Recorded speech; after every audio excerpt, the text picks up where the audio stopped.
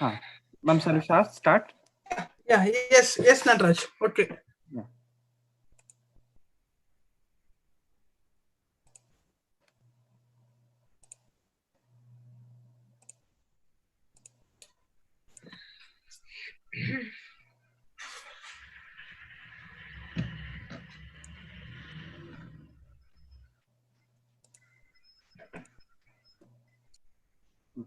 Yes. Good morning to all the participants, dear participants, delegates.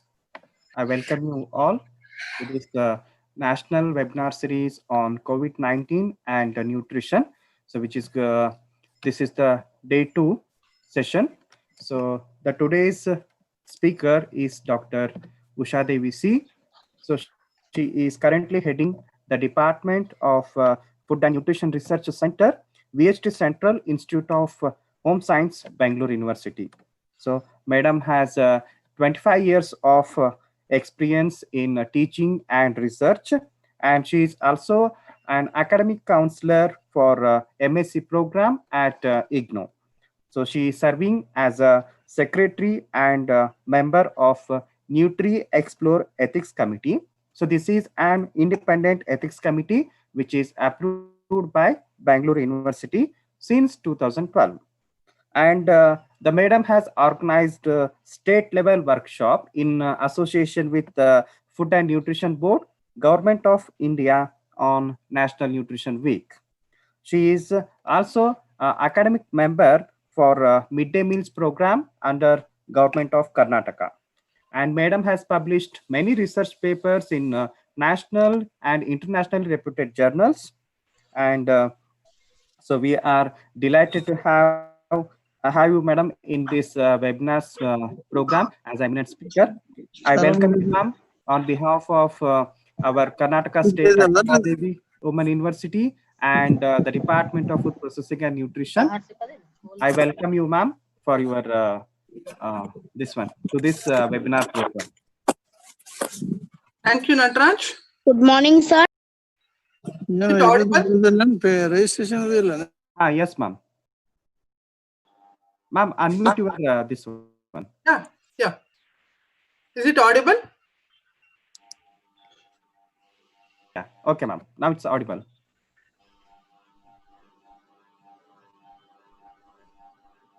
It's audible? Yes. Yeah. Yes. Thank you, Nataraj.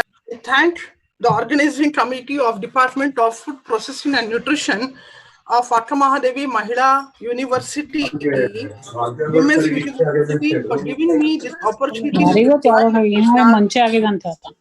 Let me discuss my topic in two phases. As you have given me the topic on the food for life, survival, and also the sustain. So in this topic, I'll be discussing two phases. First, in the beginning with the food for survival.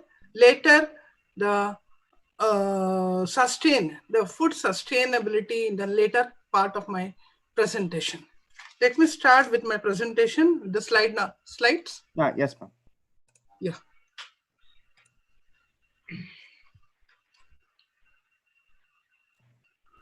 Okay. Yes. Food for life. As you can see the picture. Yes. Yeah. Food for life. So I think the picture reflects how the food is most important. Survival for any the fittest, we need to think about the food, the most important aspects in our day-to-day life. The next slide.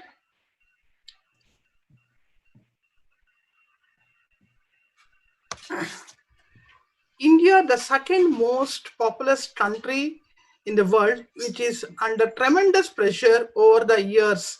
And this corona pandemic was first detected in Kerala in January 2020.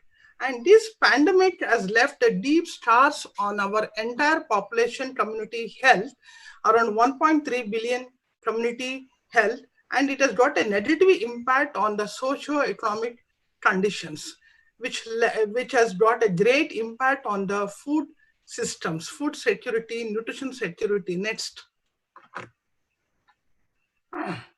slide. Next.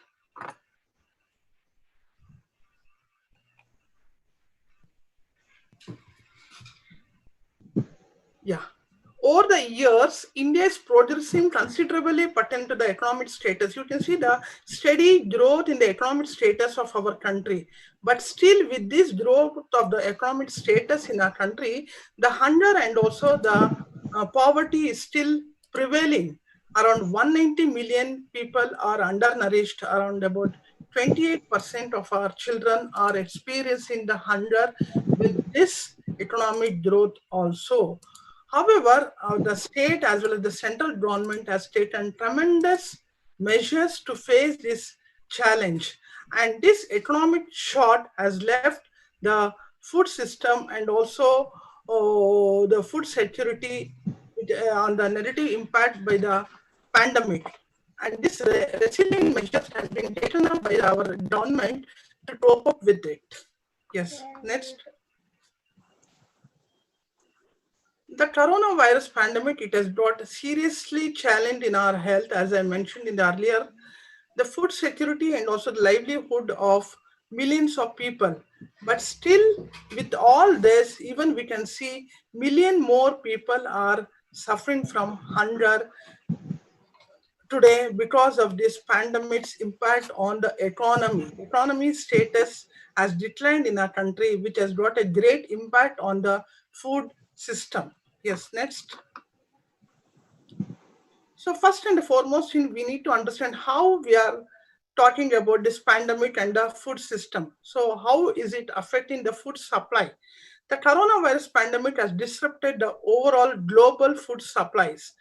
Acute labor shortage, especially in agriculture worldwide, and production and also the delivery of the protective foods such as meat, dairy, fruits and vegetable farmers, they are struggle a lot in shifting these groceries, the produced items from the stores to the restaurants. And even the retailers and also the establishments throughout globe fail to satisfy the customers' need. Only the bakery and also the pasta farms, which produce these processed foods, especially in Europe and also North America, has increased their processed food production with So, their what is existing stock. Yes, next. nutrition के बारे में English में बोलिए. Apart from this, we also think about the food supply in our country pertaining to the long term and also the short term. When we say long term, it's mainly the agriculture. You have to go back to our agriculture affecting the farmers' income. What we talk about the lack of labor, acute labor shortage pertaining to the planting and also the harvesting, which could cause the shortages, and in turn, it has got an effect on rising the prices of the staple crops. And acute labor shortage also left these crops to rot in the fields, which had made a great impact on the farmers' income. And this has affected the food from farmer or from field to the plate. The delivery of the food from field to the plate has affected a lot due to this pandemic. Apart from that, when we say short term mainly pertaining to the delivery of the goods, delivery of the food, lack of trucks, lack of air freighters, which could have affected the delivery of the fresh foods to the consumers. All these implies, which is in this situation in our country, to even survive with the three proper meals in our country. To survive with the three proper meals, this has become a great difficult in our country. So how are we going to handle it? Because always we see that survival is the first and sustaining is the next. Yes, next. What are the strategies which are adopted in India to face this unprecedented COVID-19 challenges? The most important social measures which is being taken up by the government is giving free rations to all belonging to the below poverty line. Below poverty line, which constitutes around 11.3% of the total population, supply of essential staple cereals like rice, ragi, wheat, dal. They supply on a free basis to all the people belonging to the below poverty line, and establishing the community kitchens. This is another most important point we need to think about, how the government is taking measures to protect this pandemic, the food security in the pandemic. That is establishing the community kitchens in the states to provide the fresh foods for the needies. Next. And apart from this, the Department of Child Development, that is under the ICDS scheme, they supply the essential nutritious midday meals to the children belonging to the age under the age of 6 years, wherein they provide the raw materials to the families of through the Anjanwadi, delivery of the raw materials to the Anjanwadi through the Anjanwadi teachers to all the families with the under the age of 6 years of the children, to provide the midday meal under the midday meal program.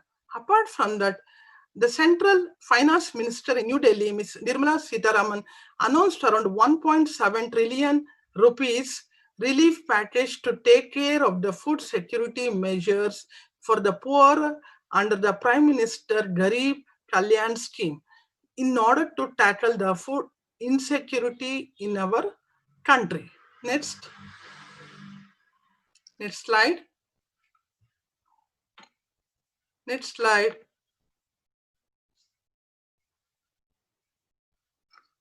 Furthermore, I think we have heard about DFL, Defense Food Research Laboratory, which is based in South India, that's in Mysore, which is an organization which is highly responsible under the extreme conditions like disasters, conflicts, droughts, floods, and space missions, where they supply essential nutritious meals, ready to eat meals with longer shelf lives within hours. And after this outbreak of this COVID-19, the DFRL has been working day and night to feed their health workers across India with the nutritious meals. So this organization had an great impact on providing the nutritious meals to all the health workers, and also during any kind of extreme situations. Next. Besides these actions, there are young startup engineers. Next slide. Startup engineers who made a food delivery application app in Karnataka, especially in Bangalore. Using this food delivery application app, the government was successful by delivering around 1 million meals to the starving or the needy in Bengaluru. So where they were able to deliver the food to the needy people using this food delivery application app. So hats off to these engineers.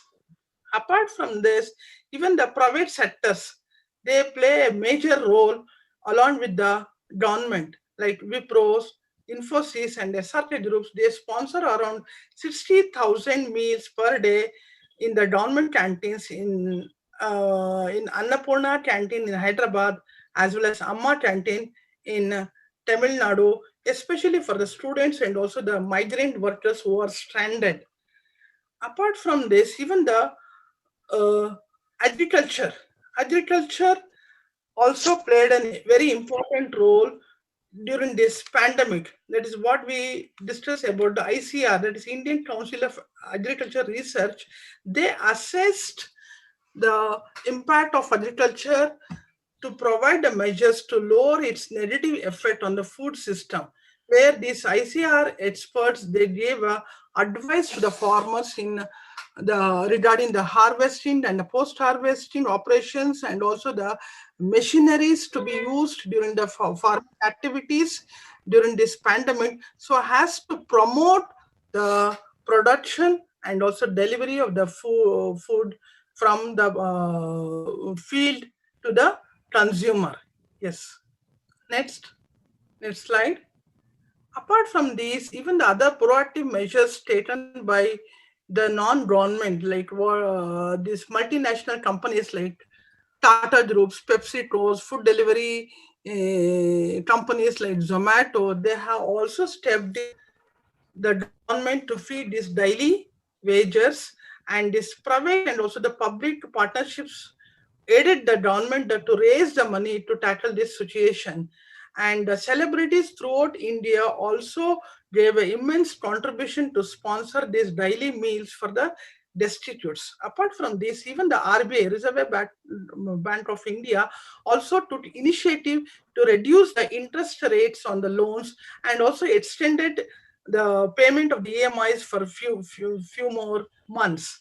Simultaneously, the public and also the private partnerships has invested in many strategies by giving the mass testing, the antigen testing or the thermal testing, and also gave this hand washing campaigns throughout India by all these NGO groups to prevent this pandemic or to protect this pandemic. Yes, next.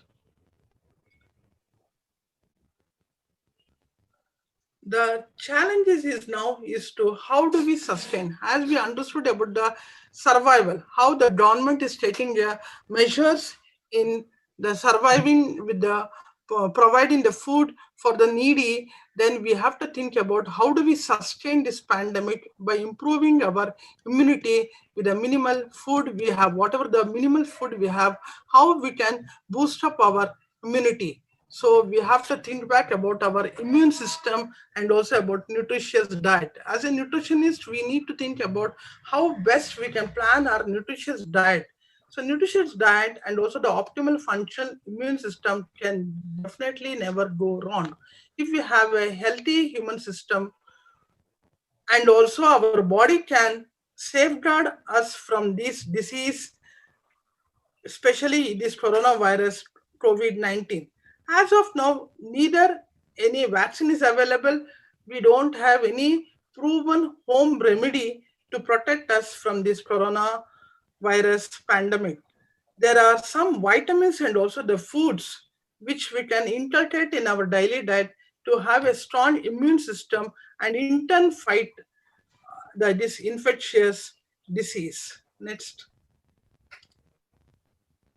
So, thinking about your sustaining our nutrition, sustaining the food, this situations has two features. That's nutrition transition and also the resilient food system.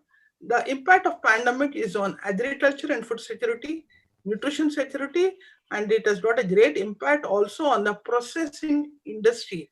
So the resilient food systems needed for ensuring the sustainability of the adequate food. Yeah, next. So to understand the nutrition security, we have to think back about health scenario in our country. That what is the proportion of the population suffering from nutritional deficiency, what we talk about micronutrient malnutrition, or it could be the excess or the overnutrition or the obesity, what we refer to as obesity. Then the proportion of population suffering from non-communicable disease, wherein this has a great impact on lowering the immunity in our body. Yeah, next. The present slide gives you the status of health in India. As per the NFHS 4, the the prevalence of undernutrition is around 28 to 33% among men and women, whereas the overnutrition is around 12 to 15% among the men and women respectively. Apart from children with the different grades of malnutrition, the stunting, wasting, and undernutrition is also seen in the scenario. The health scenario reveals that around 49% of children they suffer from undernutrition, the prevalence of stunting around 38% and wasting around 19%. Yes, next. So with this situation of health scenario in our country, we need to understand who are more vulnerable to this COVID-19. The elderly population beyond 60 years of age with underlying any kind of a health issues, And people with a health condition or compromised immunity, that is what we refer to as any kind of lung infections where they have breathing issues. So they will have a lower immunity, and infection catching up becomes very high among this population. Then the children definitely under the age of 12 years, then pregnant mothers and young lactating mothers, and all others with any kind of a comorbid conditions. So comorbid conditions we refer to the non-communicable diseases like diabetes, hypertension, obesity, then cancer. Yeah, next. So as per the Global Nutrition Report, the India's nutrition profile reveals that the presence of comorbids around 9% of diabetes, 30% of hypertension, 20% of obesity, 9.7% of CVD and cancer. And these people or the population with these comorbid conditions or the vulnerable population, or we refer to as the elderly population, around 140 million, they have the lowered immunity. So what are we going to do? So unhealthy diets. What is the reason for this? The unhealthy diets contributes towards nutrition insecurity and these pre-existing conditions like these comorbid conditions, and they have an increased risk of getting into this corona pandemic. Yes, next. So this nutrition transition, what we refer to as the transition of nutrition, which is followed by the globalization. So globalization has got a great effect in the shift in the consumption from our traditional meals to energy dense food. So earlier we are talking about only the three important nutritious meals, traditional meals, what we use it on our day to day. But this has shifted from these traditional meals to energy dense foods. That means the diets or the foods are completely rich in energy, and it is deficient in all the essential micronutrients, and there's an increase in the usage of the fast foods, and you can see that eating away from home is becoming very high among our urban population, and usage of the processed foods and also prepared foods is also becoming very high. The reasons for these all that we have entered into the globalization. So we have improved our technology, but ultimately we have gone back to our traditions towards the food system. Next. Next slide. So this arrival of the pandemic, it was unexpected, it was unknown, which we didn't predict at all, unpredictable, and it has got a great negative impact on our health. So are we ready to deal with it? So this is the most important question we need to ask for ourselves, to how we can prevent these conditions and how we promote our health. Yes, next. So when we talk about the nutrition security, we have to think about the food supply chain. Again, going back to our agricultural commodities, that is from farm to the consumer. There are multiple stages and also the multiple handlers, that is in the short journey. We need to think about your domestic consumption, how the food consumption pattern at home with the minimal primary processing. Then the long journey in the industrial processing, usage of the packed foods, which is becoming very high, and disruption in all the supply chain, which needs multiple stakeholders for managing this food supply chain. The affected are this is due to the lack of labor. So again, going back to the labor, lack of workers, definitely transport facilities which has been hindered, traders, then which is affected the transportation of all the essential food commodities. What we talked about, all your protective foods, that's your perishables, milk, poultry farms, meat industry. So all this has got great negative impact on this pandemic. And definitely the processed food industry which is becoming very high in elsewhere. What are the consequences? The consequences are the loss of valuable produce that is produced by the farmer, the loss of, definitely there's a loss of income to the farmers, and ultimately you can see the wastage of resources at their level. Yes, next. So this has got a probable impact on nutrition. The satisfying the food needs versus the satisfying the nutritional needs both. First and foremost, we talked about the food needs. So when we discuss the food, the survival, whether we have satisfied the food needs, whether we have given a sufficient food for the people who are in need, and the next point comes to your nutritional needs, whether we have satisfied the nutritional needs. Survival with the food is fine, then whether we have satisfied the nutritional needs, that is the most important point, which has got a two different approaches. Then hidden hunger, that is what we see, the visible hunger. Around 28% of the total population is suffering from hunger still today. Then nutrition insecurity, which has been increased because of loss of all the essential protective food commodities supply becoming very less, and at the consumer level. So definitely the micronutrient malnutrition becoming very high. So we talk about the nutrition insecurity, then dietary diversity, wherein we are not able to accommodate with the essential food, then the purchasing capacity, which is becoming very low due to the loss of income, loss of production, loss of transportation. Definitely there's a mismatch between the production and also the distribution. Again, going back to the farm to the that is field to the plate, where there's a lot of production, but it was not able to deliver to the consumer due to these aspects. Yeah, next. So the status of food and nutrition security. First and the foremost thing is we had a food insecure and also nutrition insecure.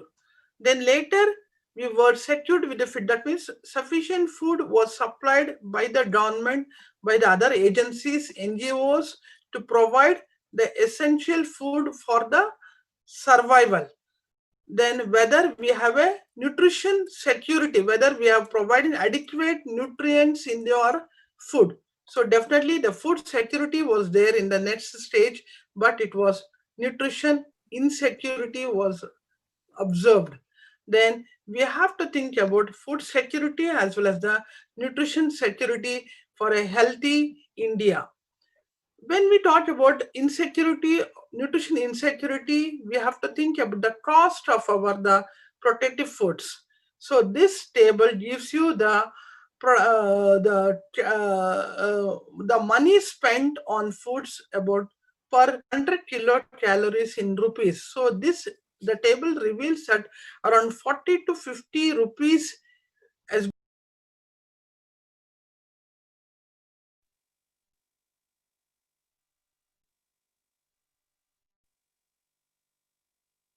cereals or your oils or your the cereals and oils which are provided around 1.5 rupees, 1 rupees 50 paisa to provide about 100 calories, whereas the pulses, which are the protein foods, then your vegetables and fruits around 40 to 50 rupees, and milk around 7 rupees we need to spend to get about 100 kilocalories. So this table reflects that how we are providing the nutrition insecurity to the people.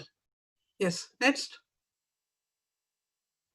So how we have to take forward the health, nutrition, and agriculture. So always these go hand in hand. We talk about health, we talk about nutrition, and agriculture also go hand in hand. Provide about 100 calories, whereas is always there, which are the protein foods, keeping safe, then your vegetables, providing the fruits nutrient, 50 rupees, and healthy diet. We are providing adequate food. but whether we are providing adequate nutrients through the diet. That is most important point. So keeping safe and nutrient density dense healthy diet for all is our prime objective to promote a healthy India.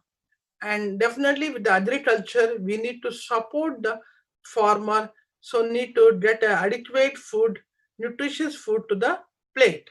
Then the other most important point we need to think about here is your food safety, the hygiene related to the food, from again going back to your field to the plate, farm to the plate. How hygiene is maintained, food hygiene is maintained in the production, in the delivery, and also at the consumer level, and preventing foodborne infection at different stages of the production to the consumer, from farm to the plate. We need to see that there shouldn't be a contamination, foodborne contamination, to prevent the infection. So these points are very, very, food hygiene, food safety plays a very, very important role in this pandemic situation. However, with all this taken care, there may be a possibility of surface contaminants by in the packaging, that's food packaging, through the delivery, and also through the shopping bags when we go to any kind of a markets, supermarkets, or during the money exchange. Definitely, there may be a surface contaminated existence can be seen, leading to this infectious to our body. So, how are we taking care of our health? Next slide. Prevention, which is a first option and also it is a last option. Following the norms, guidelines are issued from time to time. So, whatever the guidelines which is being given by the government from time to time, we need to take care, taking care of all the points to be norms or guidelines which is being given by the government to prevent the this pandemic, and taking care of the elderly population, especially what we discussed earlier in the vulnerable population, the elderly population, or the population with the comorbid conditions, or the children under the age of 15 years, or the pregnant and lactating mothers who are more vulnerable to this infection. We need to take care, give the extra care to this population. Then we need to adhere to the healthy eating. So what are we eating? How are we eating? What kind of foods we are consuming? Whether we are satisfying our tummies, or whether we are giving essential nutrients to our body to fight against this infection. So healthy eating plays a very, very important role under these situations. Then special emphasis on the immune boosting foods. So what are we including now in our food preparations? Whether we are including our immune boosting foods to prevent or to face this challenge. And exercise is also a most important aspect to take care. I think these points will be discussed with the later speakers in the next series. And apart from that, whatever we have regular medications, you have to think, we need to think about the alternative traditional therapies. So going to Ayurveda, thinking about Ayush. I think you have heard about Ayush, and also you've heard what are the guidelines given by Ayush to take care of the health, using the kashayas, using the herbs to fight against this infectious disease. Yes, next. So, a healthy diet for building the immunity. What are nutrients which are needed for building our immunity? So, we have to go back to our nutrients, macronutrient, especially your proteins, which are the main important set of nutrients which fights against our infections in the body. Then definitely your vitamins and minerals like your vitamin A, carotenoids, tocopherols, ascorbic acid, calciferols, folic acid, cyanotropolamin, iron, zinc, copper, selenium, which are the most important nutrients which have to be inculcated in our diet, so has to fight against this infection. But when we say these nutrients, how do we translate into our daily diet? That is most important. Wherein the nutritionist plays a very, very important role. So our diet should be healthier. The food, it should be included with all the essential immune boosting nutrients, and also include your supplements to fight against this infection. Yeah, next. So when we talk about the nutrients, you need to translate the nutrients into the food groups. Definitely, our day-to-day meal or the food meal, the meal should provide about all the five food groups. We all know about the five food groups, about your fruits, vegetables, the bread or the cereals, and other important millets, then your meat, the protein foods like your milk and milk products, meat, poultry, fish, then low fat dairy foods. Then other than that, we have these fats and oils and sugar and jaggery, which are supposed to be taken in different proportion. So this five food group system, when you look into this plate, you can see the proportion of vegetables, fruits, and your cereals, how much we are supposed to take.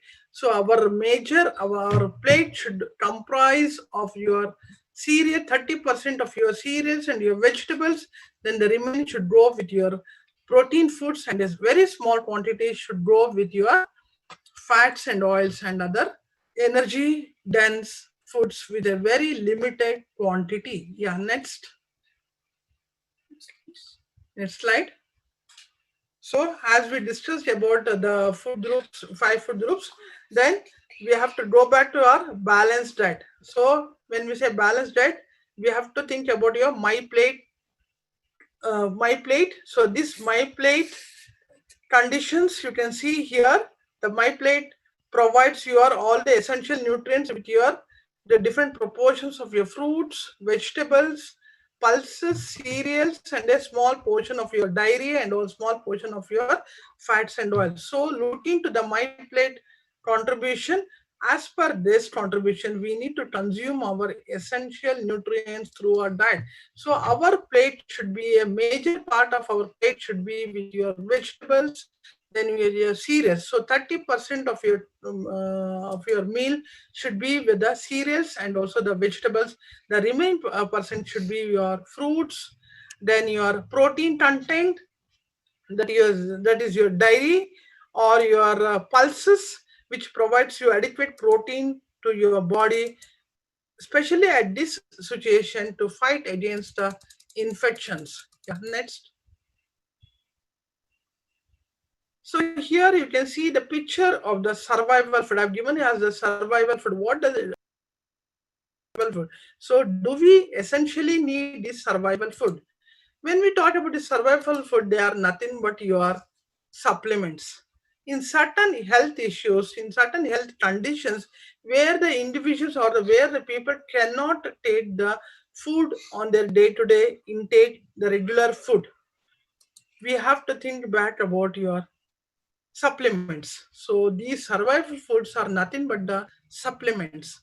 In certain health conditions like in cancers or in CVD, coronary heart disease, or cardiovascular disease conditions, or in diabetes, wherein the people cannot be able to consume the regular food because of their comorbid conditions, because of their lowered immunity, we need to think back about your supplements.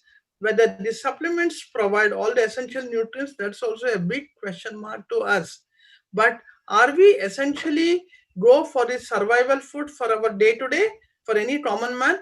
Definitely not. So we have to go back to our regular food. Yeah, next.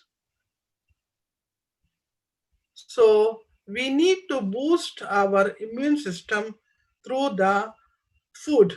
So how do we boost your immune system? Yeah, next. Yes, next. Yeah, of all the various immunity boosting foods, we will discuss the important foods which is easily available, in our kitchen, and which can help us to sustain this pandemic.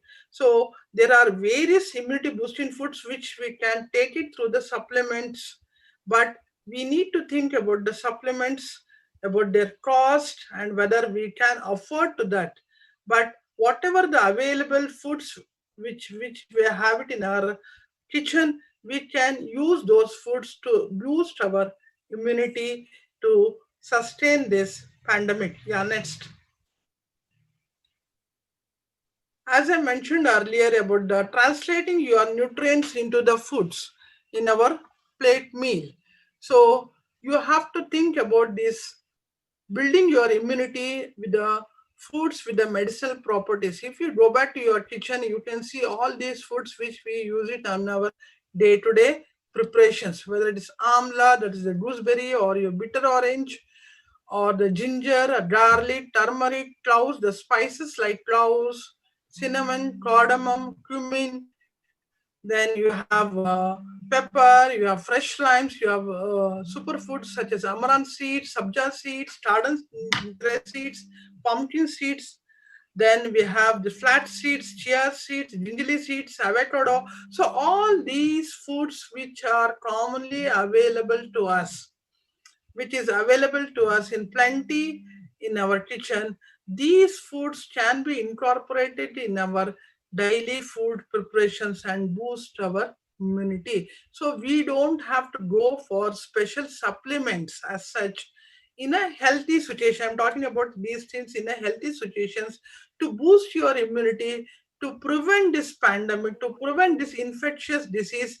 You can think about usage of all these foods which are commonly available at our home, and we can boost the immunity level in our body. Yeah, next.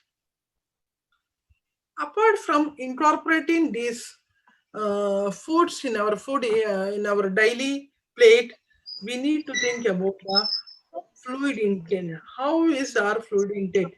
So not only incorporating the nutrients in the form of your various foods, but see that you are you need to prevent a dehydration, promote adequate hydration. So how do you promote adequate hydration during this pandemic or during these infections? We need to take a minimum about 3 liters of water as such. Apart from that, adequate fluids intake in terms of buttermilk or in terms of your milk or in terms of fruit juices or tender coconut water, which you can take in surplus to prevent the dehydration. So this to prevent these infections or to catch up to promote the health, you need to have adequate hydration, is highly essential. Yeah, next. So when we say adequate hydration, you need to think about herbal teas. We all know about the teas which are available. So herbal teas, also usage of your regular tulsis at home, tulsi, ginger, pepper, jeera, then cumin seeds, then coriander seeds. You can have your prepare the kashayas or prepare the teas, and which can be taken in a limited quantity on a daily basis. This doesn't has a proven taking the kashayas in our day-to-day food intake to prevent this infectious disease is not been proven, but still it has got a good effects. Incorporating the kashayas in our day-to-day food intake and incorporating the herbal teas also has given a positive effects on our health to fight against this infection. So this can be taken at the moderate quantities, not in a large quantities. Any kind of infection, you take kashayas, no. And in what quantities? Definitely, we need to think about how much of quantity we are using, what quantity we are using this kashayas at our domestic level. But on a day-to-day usage of this kashayas also has got a great effect in boosting your immunity and preventing the infections or combating the infection. These kashayas are good, but should be taken in a limited quantities. Yeah, next. So ultimately, with this food intake, I will conclude my presentation with this. The COVID 19 pandemic is a crucial juncture in the Indian history. It is the evident trials from the rest of the world which were helpful for the Indian officials to take the preparedness and response measures at the right time to tackle the pandemic. The bold and decisive leadership of the central as well as state government has implemented the remarkable strategies to protect the livelihoods of the millions. Along with the government, the corporates, the NGOs are in the front lines to make their conscious to curb the spread of the virus. Undoubtedly, each Indian has taken the break the chain slogan to their minds by staying at home and promising the future ahead of the for the entire world. Every day, the Indian government and has taken huge steps to feed the entire nation and protect their lives, as we discussed in the beginning of my presentation pertaining to the survival of their food and livelihoods amid the coronavirus outbreak, hoping that this cloud has a silver lining in reshaping the societal potential for greater food security and food sovereignty, thus paving the way to efficient food system. Yeah, next slide. So we need to become self-reliant and responsible in taking care of our own health. The individuals will build a community, communities will build a nation. So keep safe and eat healthy. Yeah, thank you.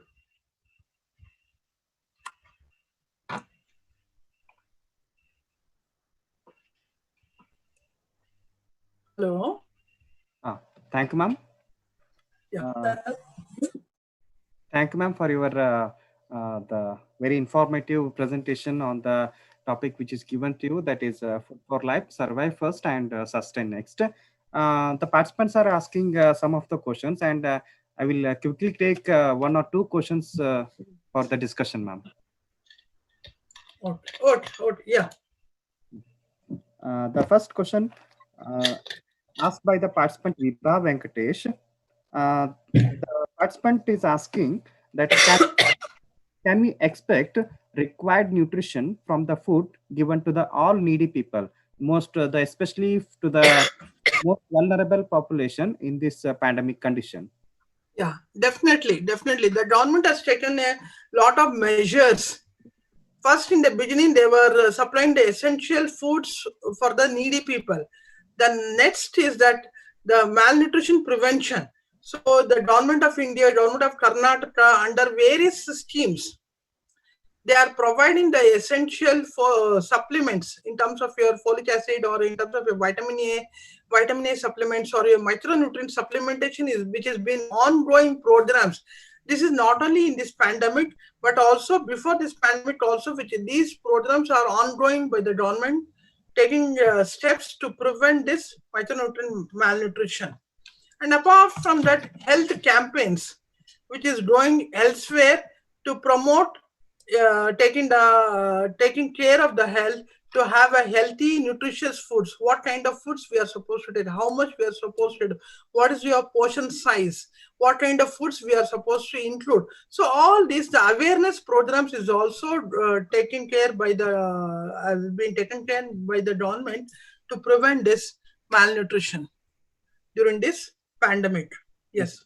Yeah, thank you, ma'am. And one more question from Dr. Lakshman Reddy. Yes. They are asking that since independence, the state and central government are giving so many programs to the vulnerable populations, but still we are not achieving we are not in curbing the malnutrition completely. So why it is so happening?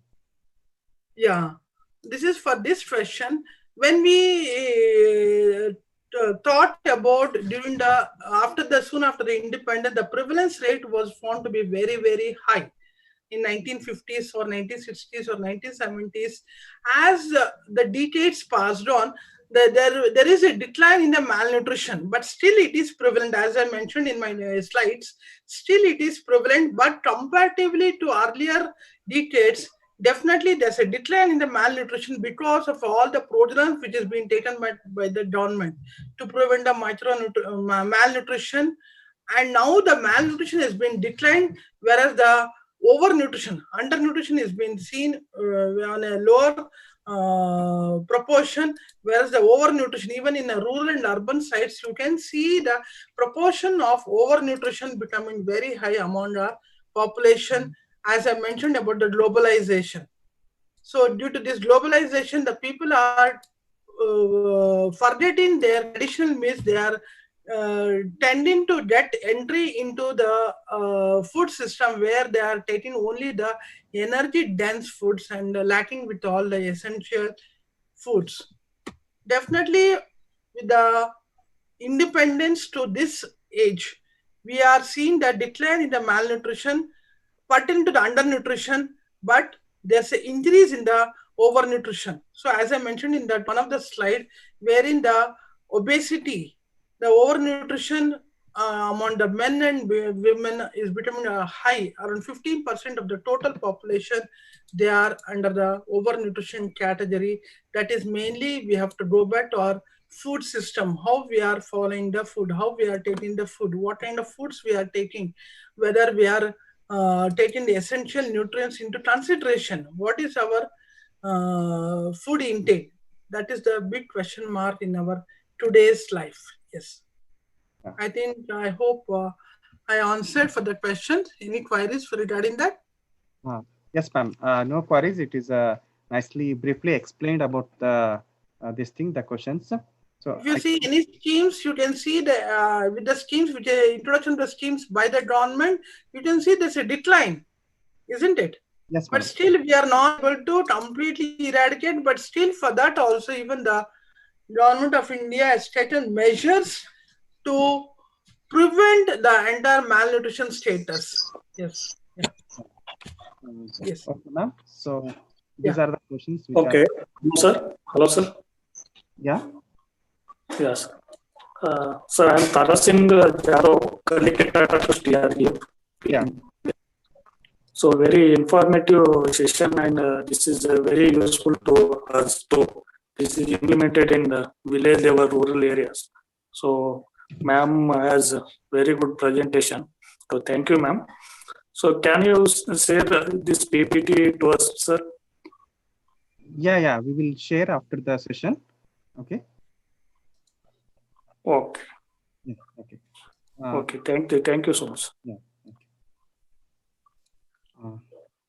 Yes, ma'am. So it was a very good, informative session of today's, that is food, what we survive first and sustain next.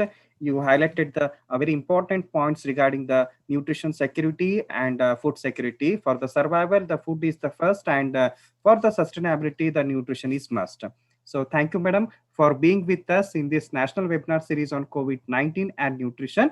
So on behalf of Karnataka State Akka Mahadevi Women University, Bijapur, and the Department of Food Processing and Nutrition, I thank you, ma'am. I wholeheartedly thank you for being taking part in this webinar. So thank you, madam. Yeah. Thank you once again, Nataraj. Thank you, madam. Thank you for being me part of this webinar series. Thank you, Nataraj, and thank you, the chairperson of the Akka Mahadevi, for this webinar, the Professor Renuka Meti. I also thank her for giving me this opportunity to share my knowledge with all of you. Thank you. Yeah, thank you, madam. Yeah. Dear participants, there will be tomorrow, we will be starting the day 3 session, which is who are going to the resource person for the tomorrow session. So they are going to talk on healthy eating. So we will see tomorrow. Yeah, and the PPT will be and the feedback form will be even after all the session gets over. No individual sent. Yeah. Okay. Thank you all for participating in this webinar. I hope we extend your participation in the tomorrow.